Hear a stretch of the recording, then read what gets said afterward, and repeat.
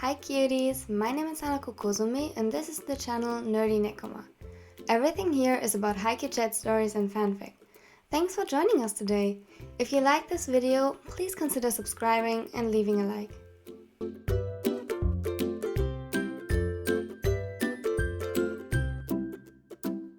And with that, welcome, or rather, welcome back to Taken From Us Part 2. It's been a while. I've been a bit sick, and I am still a bit sick, so I'm sorry if my voice acting is not up to my usual standards. I'll try my best. And now, let's get to the video. Have you ever had struggles finding good Haikyuu merch or anime merch in general? Because I for sure did. It can be hard, but this shop offers amazing merch. Like, I'm literally obsessed with the Haikyuu merch. They have the cutest hoodies ever. Now, if you want to get 10% off, click the link in the description. They offer me a collaboration, which is literally amazing, and you support my channel this way. So, win-win. Let's go.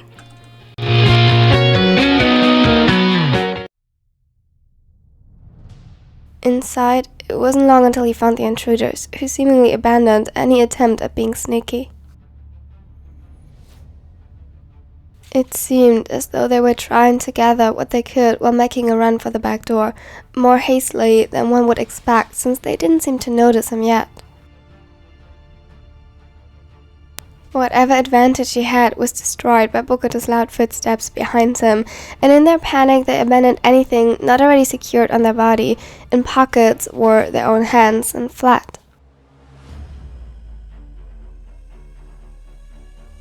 Kudo lunged forward, but stopped by the door. It was useless.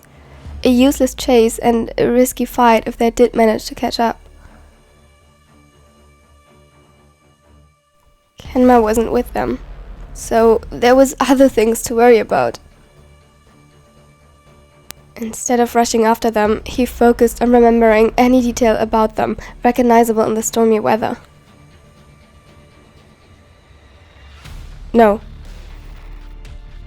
He stopped Bokuto, who arrived a bit later and obviously intended to run after the criminals. Kenma first. He hesitantly tore his gaze from the quickly vanishing figures before rushing inside, Bokuto hot on his heels. I take downstairs, you upstairs. A short nod, and his feet already carried him towards the stairs. His breathing hitched in his throat, the air burning the sensitive tissue and leaving his voice hoarse when he called out for the blonde. Kenma! He stormed into the different rooms, torn between scanning through them and searching each thoroughly. He was desperate to find him. Kenma! His shoulder hit the doorframe as he rushed into the gaming room. The pain shot through his nerves, but it was mild compared to the disappointment when he found the room empty as well. It was the last one, and he could only pray to all deities he knew that Kenma was safe, that Bokuto found him. The darkness outside was interrupted by the blue and red light and sirens as two police cars approached from afar. It also reminded him of the way Kenma's face was highlighted by the lightning in his dream, and one glance confirmed that he was indeed still alive. The chat had quickly picked up on the meaning behind the change in lighting and was overflowing with speculations and theories. His sudden appearance as he walked into the frame didn't improve the situation, but he had barely the strength to pull himself together at this point. Sorry guys, stream ends early today. He tried to smile, knowing even before that it wouldn't be convincing, and ended the live. This was a disaster. No, Focus. Find Kenma. He breathed in deeply and attempted to step outside the room again, when suddenly his legs gave out on him. He landed painfully on his knees, unable to prevent the fall, only now realizing how tight his chest and throat felt, how painful breathing had become, how difficult. It hurt. The ground swayed beneath him and the edge of his vision darkened. He couldn't think clearly. He couldn't think at all. It almost felt like this wasn't him, as if he was watching a total stranger collapsing, as if he was a bystander rather than the person that collapsed. He watched himself from the sidelines, unable to understand and unable to relate to the emotions that previously had been so devastating to him. This all seemed far, far away. It wasn't him, just a stranger, another person's life and feelings, another person's pain. All he could do was watch.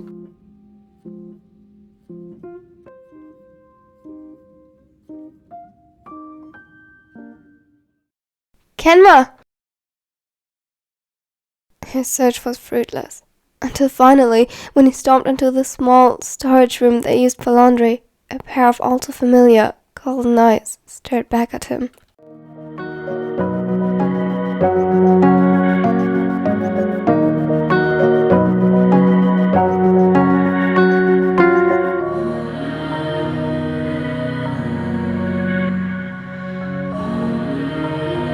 Kenma!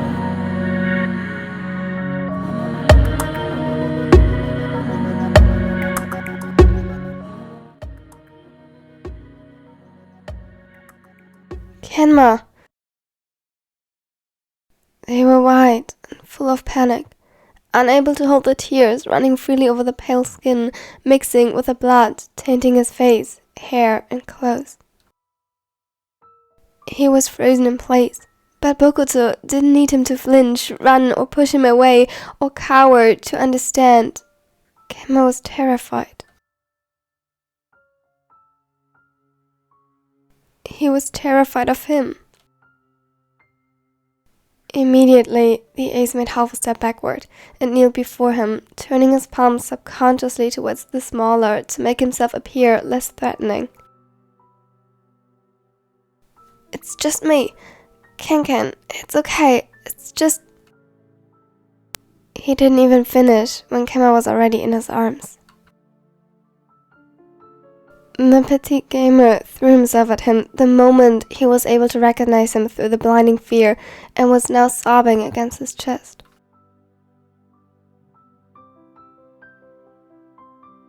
The other reflexively closed his arms around him and held him close. They lingered like that for a second before the approaching sirens interrupted them. Kenma flinched and pressed himself even more firmly to Bokuto. His nails left crescent moon marks on his skin.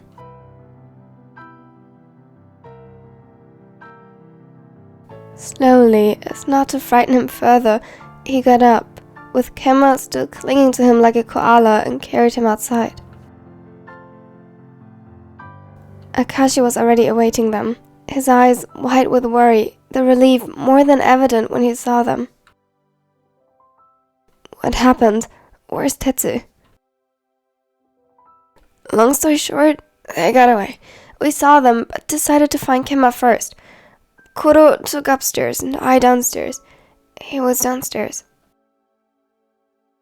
Akashi nodded and carefully reached for the smaller, brushing a few blonde strands out of his face. His fingers faltered, and he staggered back a bit when they were met with something wet. The red liquid stuck to his fingers, and he gulped before reaching for his phone again. We need to call an ambulance. Keiji?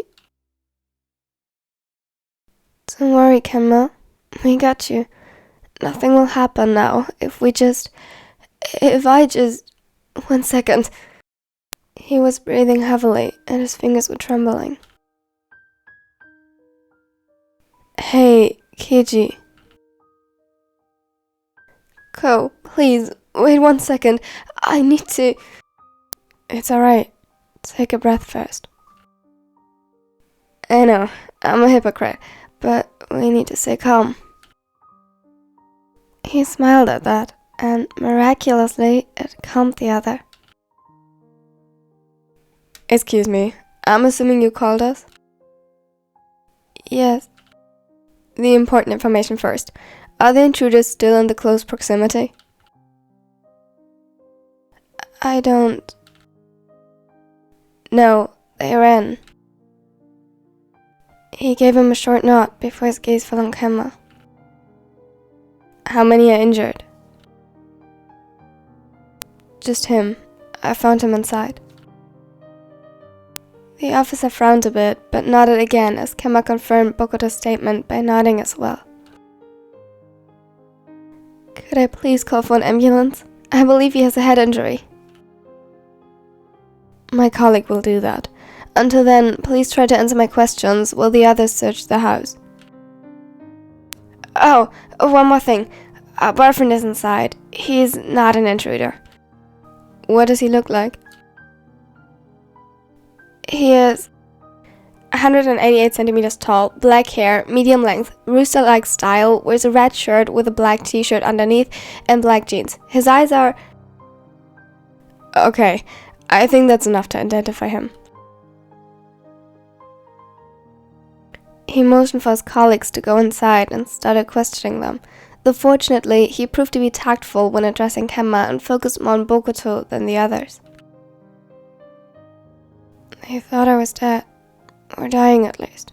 When they saw my injury, they just freaked out, stuffed me in the storage, as it seems, then made a run for it. Soon enough, the paramedics took over and, to his despair, freed Kenma from Bokuto's arms in favor of taking the smaller to the ambulance. Hey, we need one of them over here. Huh? They looked up. One of them. He motioned towards Akashi, Bokuto, and Kenma. Needs to come inside, as well as one of the paramedic if possible. We were able to identify Koro Tetsuro based on the given description, but he seems to be having a panic attack and is unresponsive to our methods. Bokuto got up, but Akashi stopped him. You got Kenma. Now it's my turn. He feels safe with you, so please be there for him. He hesitated, throwing a swift glance at the blonde, who was still trembling under the experienced hands of the paramedic treating him. Please tell him that we are all right. I will. He followed the police officer inside. Kuro? Tetsuro. Look at me. I'm right here. His eyes opened. Immediately, he was met with a deep ocean blue and accents of sea green. Good. See? I'm right here. To emphasize his words, he placed a hand on Kuro's, which was still clenched tightly around the fabric of his shirt.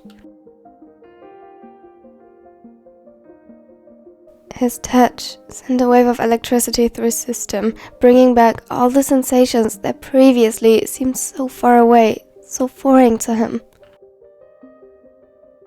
His throat burned, and he could feel his chest expanding and flattening with shallow pants, could feel his heart hammering against his ribs and the aching in his hands. Tetsu, I need you to listen closely. Just focus on my voice, okay?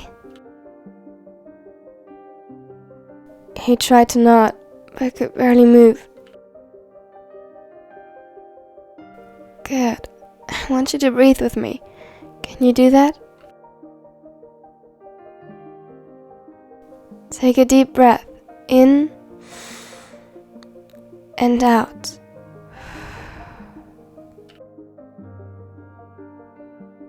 He followed the orders to the best of his abilities, earning encouraging words each time. Akashi's hand remained on his, waiting for the tension to ease. This is it. You are doing great, love. He leaned forward a bit, and Kashi met him halfway. Their foreheads touched, and this simple gesture was enough to finally get him out of his haze. Akashi's voice, his touch, and even his scent were incredibly soothing to him, and it helped to have him close. Hesitantly, his hands and fingers were still shaking. He reached out for him to pull him even closer. The smaller understood and allowed Kuro to engulf him in a hug. It's okay. They are okay. His breath hitched in his throat. Kenma? Yes, he's okay. Kataro is with him. He found him and is by his side. Kuro nodded slowly and buried his face against Akashi's neck. He needed a moment. Or rather, it felt like he needed at least half an eternity to recover. He felt so tired, and yet on edge. But they weren't given this kind of mercy. The officers guided them downstairs as soon as Kuro seemed more or less stable on his feet and continued searching for evidence. Upon arriving outside, the paramedics waved them over to take a closer look at Kuro, who, after panicking a little again at first sight, calmed down upon finally seeing Kenma in Boku's arms. The check luckily went by rather quickly, and all four of them joined a big group hug initiated by Boku. The rest passed in a blur, and Akashi couldn't tell how much time had passed, even if he tried. It must have been at least an hour until they were informed that securing the evidence could still take a while and to get a hotel before coming to the station tomorrow for further questioning. He only understood half of the information, but what stuck was that they needed to find a place to stay. Akashi already started to mentally make a list of most likely to be able of taking them in to least likely, when suddenly he remembered something. Daichi, Suga, Oikawa and Iwa moved recently and lived now closer. He remembered because that day Kuro, Bokuto and even Kenma helped them with their stuff. If he recalled it correctly, their new home wasn't that far from here. He got up. Where are you going? His hand closed around his wrist and he looked at Akashi pleadingly. Just making sure we have a place to stay the night. He gave him a reassuring smile before reaching for his phone. Suga? Yeah, sorry that I'm calling this late. But I need to ask a favor of you.